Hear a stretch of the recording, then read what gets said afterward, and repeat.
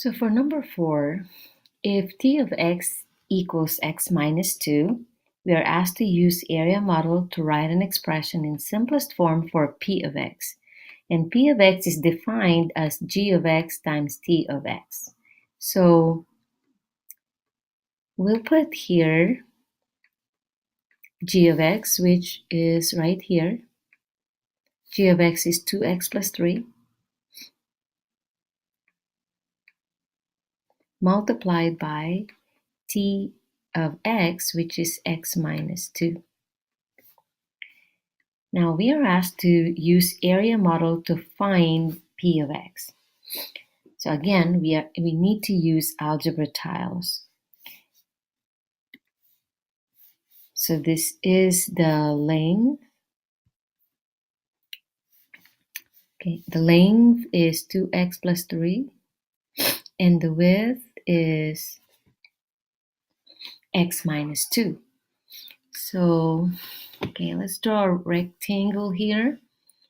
The length is 2x plus 3, so we can think of this as x. I need another x. So now that's 2x.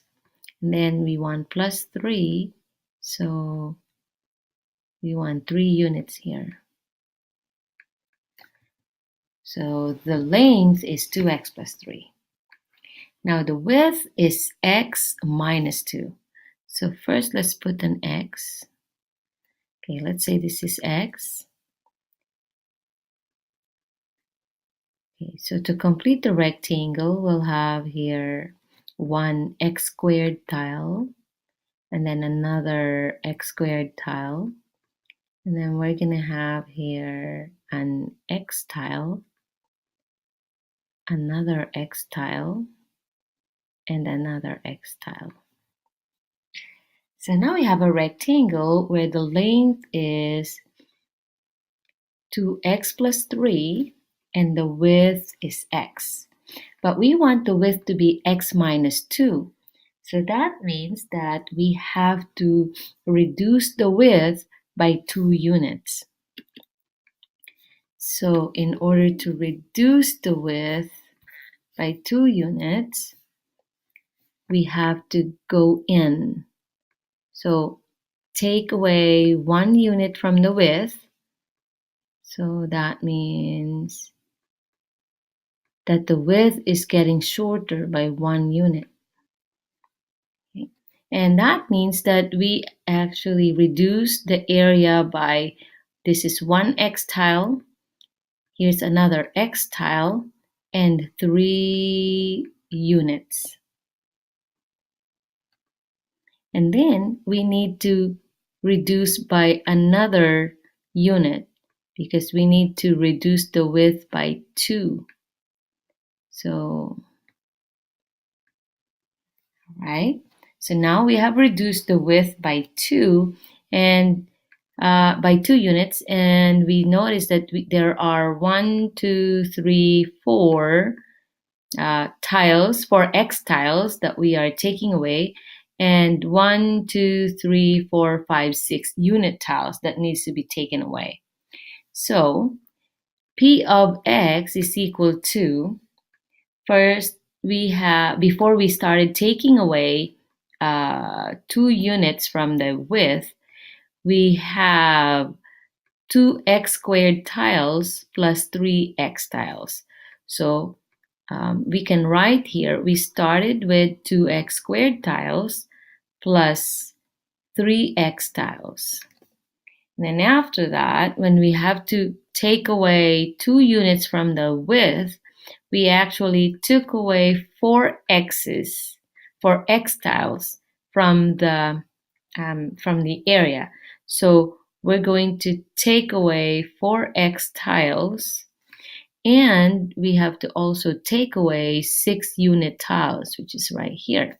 So take away 6. So to simplify this, we will have 2x squared minus x minus 6. This is equal to P of X. We obtain this by using area model.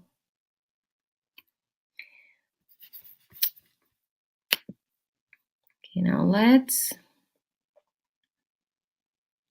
move to number 5. Okay, number 5, we are asked to use a generic rectangle to find P of X. So since P of X is equal to 2x plus 3 times x minus 2, then we need to make a rectangle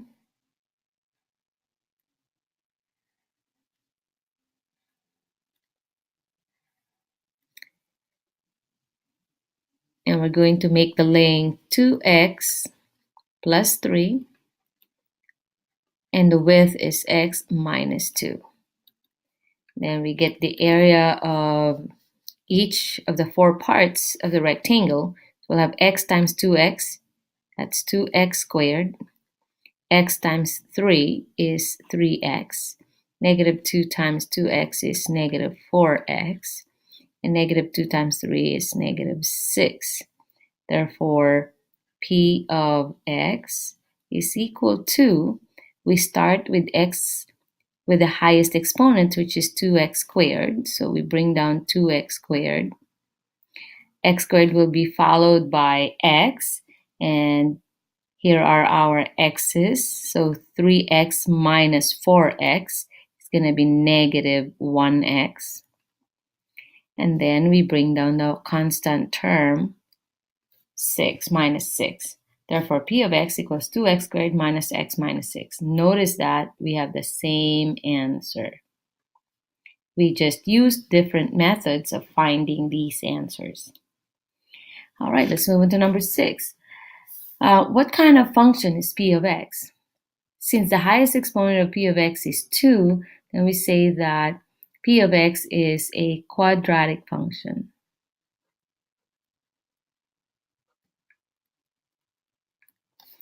Now let's find P of 3 and P of negative 1.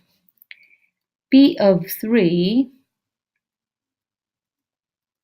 is equal to, well, we plug in 3 into x. So we'll have 2 times 3 squared minus 3 minus 6. And we simplify this. Of course, we have to use PEMDAS. So we do exponents first before we multiply, before we add or subtract. So we'll have here 2 times 3 squared is 9 minus 3 minus 6. So we'll have here 18 minus, since these are both negatives, we can add them together, which is 9. So 18 minus 9 will give us 9. So we'll say P of 3 is equal to 9. Now let's do P of negative 1 here. So P of negative 1 is equal to 2 times x is negative 1 minus, parentheses, x is negative 1 again, minus 6. So we simplify this. We'll have 2 times negative 1 squared is positive 1. Negative 1 times negative 1 is positive 1. Negative of negative 1 is positive 1 minus 6. So we'll have here 2 times 1 is 2. You bring down the 1, the plus 1, and then the minus 6. Now when we're simplifying addition and subtraction, we can add the positives first, which gives us 3, and then we subtract 6. So 3 minus 6 gives us negative 3. This is P of negative 1. Now, in the interval negative 1, 3, what is the average rate of change? Well, the average rate of change can be calculated by finding P of 3 minus P of negative 1 all over 3 minus negative 1. Now P of 3 is 9, so we plug in 9 minus P of negative 1 is right here, which is negative 3, over 3 minus negative 1 is positive 4, because minus negative turns to plus. And therefore, we'll have here 9 plus 3 is 12 over 4. Therefore, the average rate of change is equal to 3.